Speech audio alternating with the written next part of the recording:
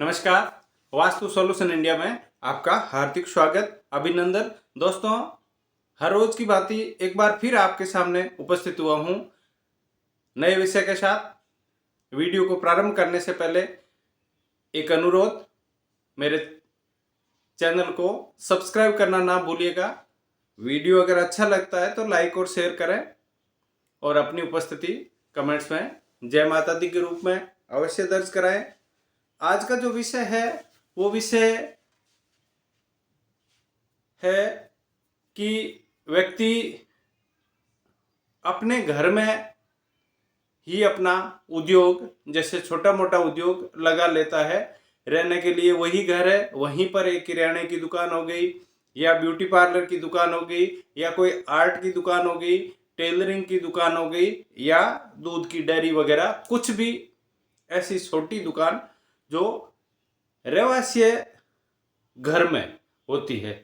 तो दोस्तों, सबसे पहले तो ये बता दूं कि वास्तु वह विज्ञान है जो हर चीज को एक आधार के रूप में समझाता है कि ये आधार है, इस आधार की वजह से ऐसा करना चाहिए, इस आधारभूत सिद्धांत की वजह से ऐसा नहीं करना चाहिए। घर में जब भी किसी भी प्रकार का व्यापार होने लगता है तो कहीं न कहीं दो प्रकार की ऊर्जाओं का टकराव होता है। वही टकराव बहुत बार घर में कलह कलेश भी उत्पन्न कर सकता है और नाना प्रकार की विकट परिस्थितियों में डाल सकता है व्यक्ति को। इसका लॉजिक क्या है कि ऐसा क्यों होता है? उसका लॉजिक यह है, जैसे मान लीजिए आपके पास में एक भूखंड था 30x60 साइज का, वो किसी भी दिशा में ओपन हो, इसके लिए आपको अपने भवन को समझना है। जिनके घरों में भी ऐसी दुकान है वो अपने परिणाम स्वतः जान सकते हैं। एक कोने में उन्होंने अपनी दुकान खोल दी, छोटा सा व्यापार खोल दिया।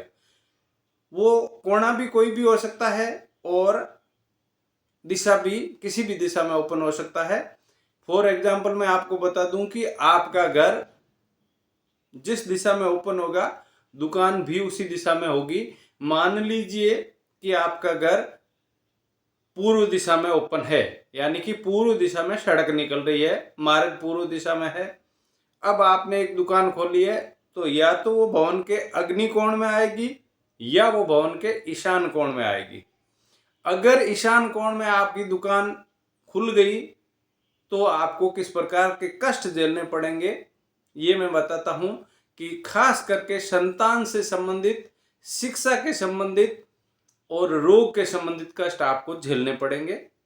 और अगर वही दुकान अग्निकोण में है तो वहां पर रहने वाले व्यक्ति को खून से संबंधित गंभीर बीमारी का सामना करना पड़ सकता है। चोरी, आगजनी, कोर्ट कचहरी हो सकती है और उधारी में दिया हुआ धन डूब सकता है।